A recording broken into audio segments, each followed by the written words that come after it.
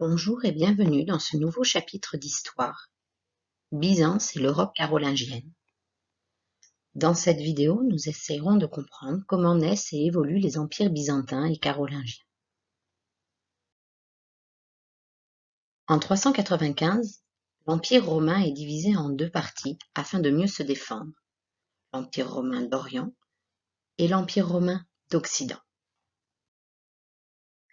Mais en 476, l'empereur romain d'Occident, Romulus Augustule, est vaincu par Odoacre, un chef barbare germanique.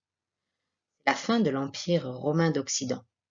On considère cet événement comme marquant la fin de l'Antiquité et le début du Moyen Âge. Mais qu'est-il arrivé au reste de cet empire romain? On tint des empires héritiers de l'Empire romain. Au VIe siècle, l'Empire romain d'Orient a pris le nom d'Empire byzantin.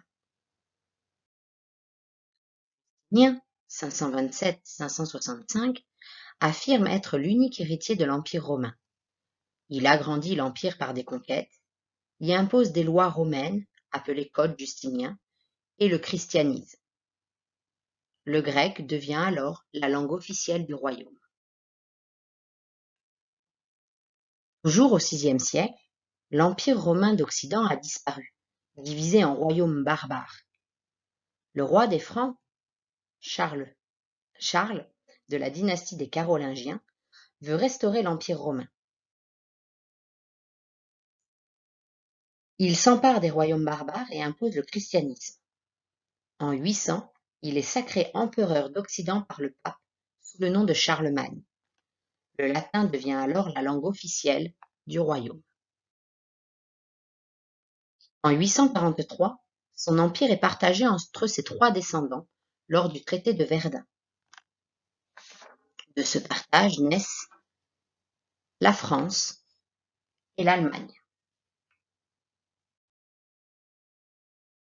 Grand II, des empereurs puissants. L'empereur byzantin Justinien, appelé le Basileus, est élu de Dieu et son représentant sur terre. Son pouvoir est absolu. Pour gouverner, il s'appuie sur l'Église, une administration nombreuse composée de fonctionnaires et l'armée. Constantinople devient alors la capitale de cet empire.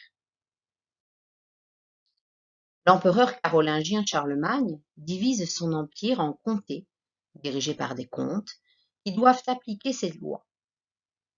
Il les fait surveiller par des missi dominici.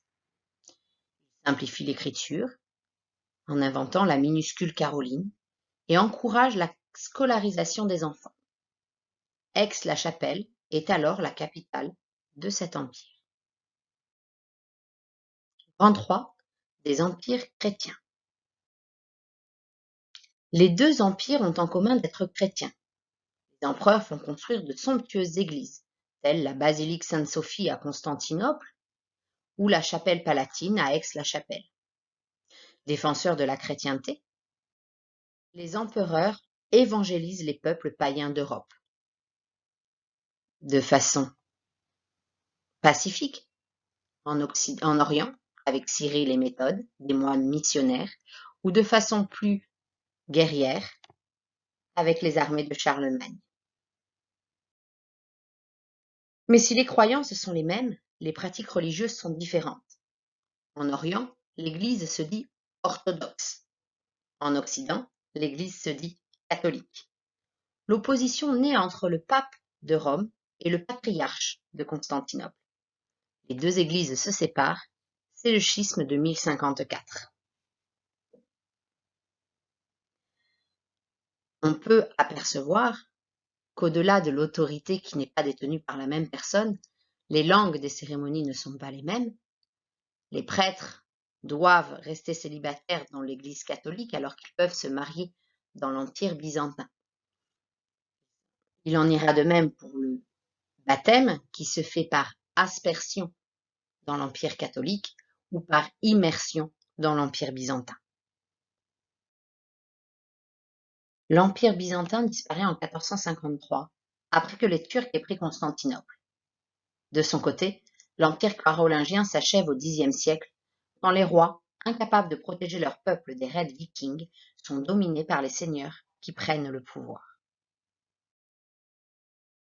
Maintenant que cette vidéo est terminée, pensez à remplir votre feuille de prise de notes que nous corrigerons ensemble en classe.